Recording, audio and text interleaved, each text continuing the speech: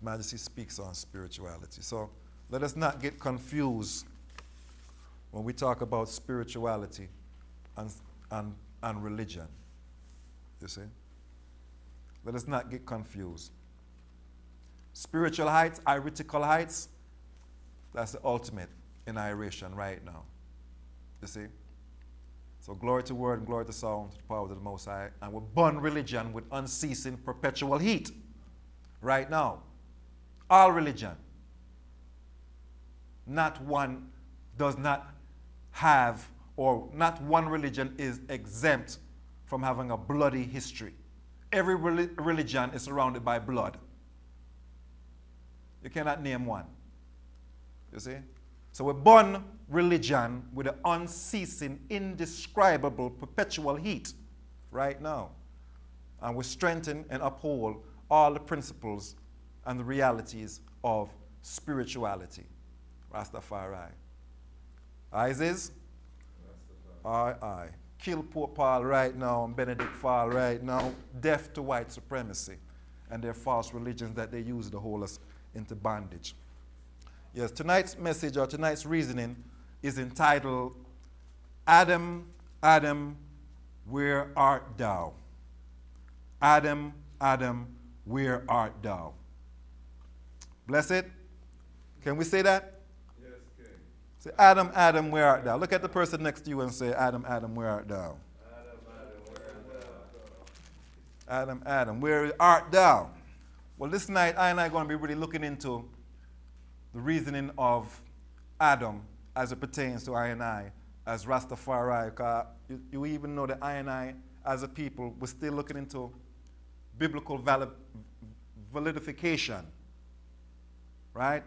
We're still looking into biblical validification for your identification. You look into the Bible for your validification.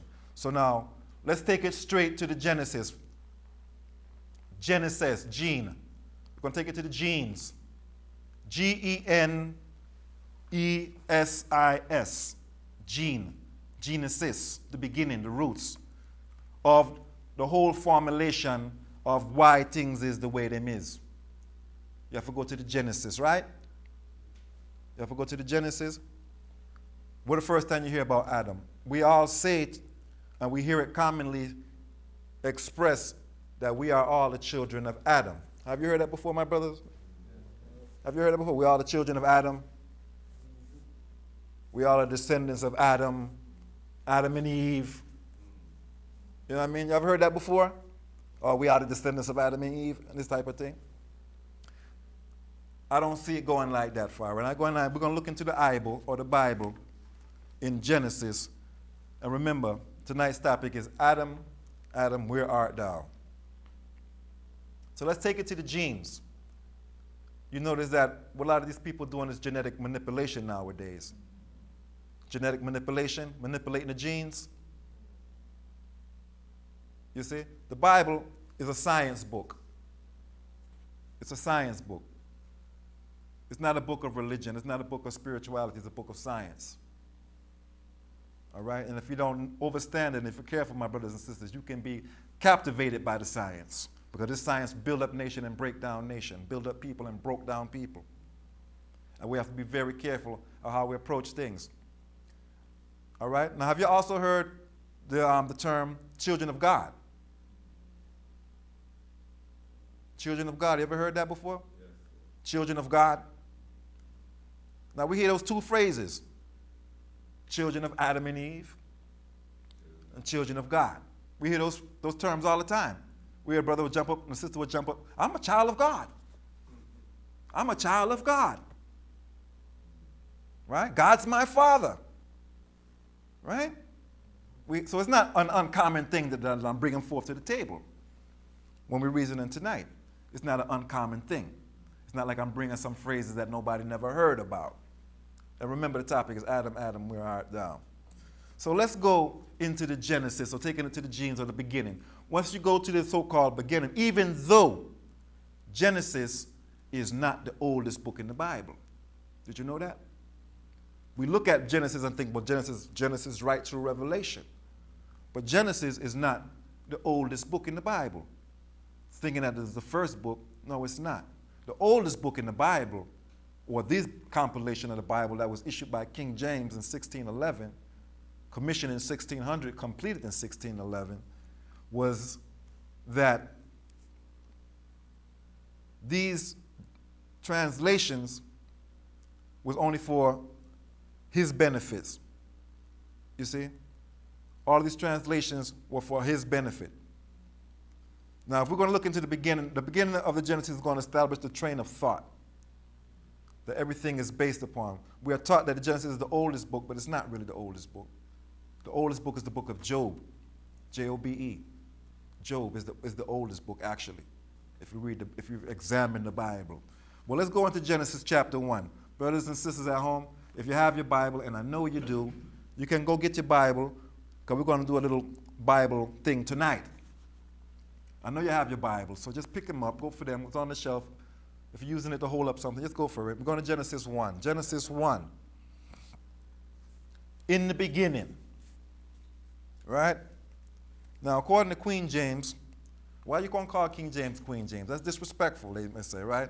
But no, it's not disrespectful because King James is a notorious homosexual.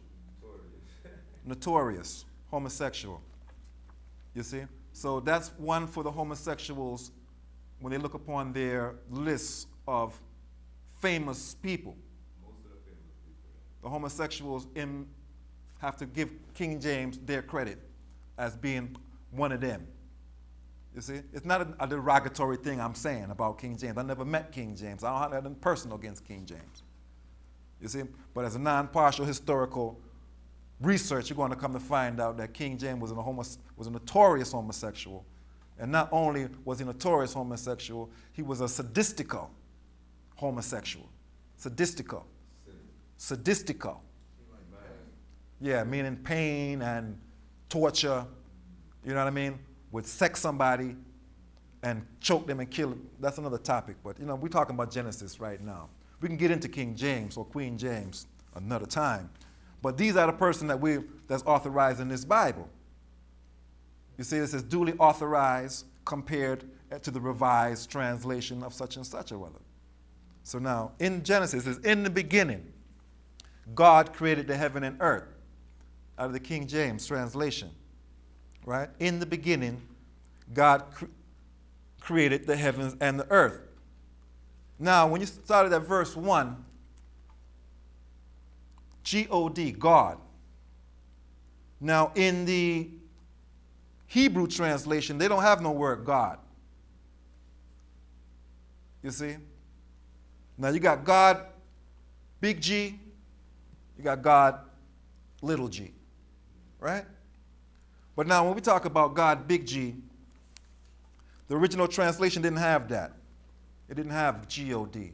The word was El, or Elo, or Elohim, if you can check it out, right? Now, one of the classic examples of the usage of the word El or Elo or the Elohim specifically relates to in Genesis 1 when it talks about, and God said, let us make man in our image after our likeness. That's over in verse 26.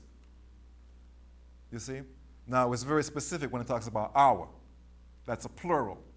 Some people will tell you that Elohim is the plural of Elo, meaning more than one God. Now, Elohim, yes, it is true that Elohim are plural, but that's not what the meaning of Elohim is. The meaning of Elohim is literally translated as he who came from the stars or from the skies.